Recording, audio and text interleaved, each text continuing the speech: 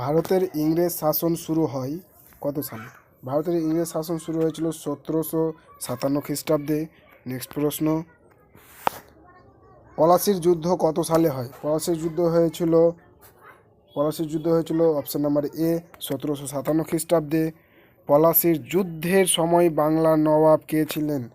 পলাশির যুদ্ধের সময় বাংলার নবাব ছিল সিরাজউদ্দৌলা। তারপর নেক্সট প্রশ্ন, ব্রিটিশ শাসনের প্রথম গভর্নর জেনারেল কে? গভর্নর জেনারেল ছিলেন option number C Warren Hastings. বাংলায় নীল চাষ কারা করতে বাধ্য করত?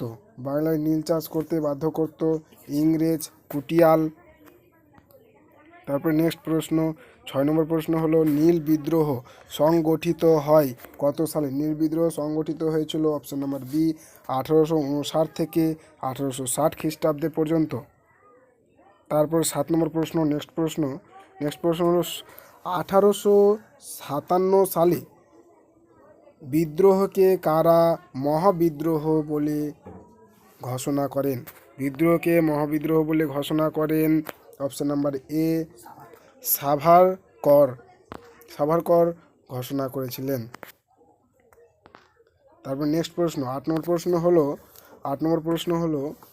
1857 বিদ্রোহের সর্বশেষ মুঘল সম্রাট ছিল বাহাদুর শাহ।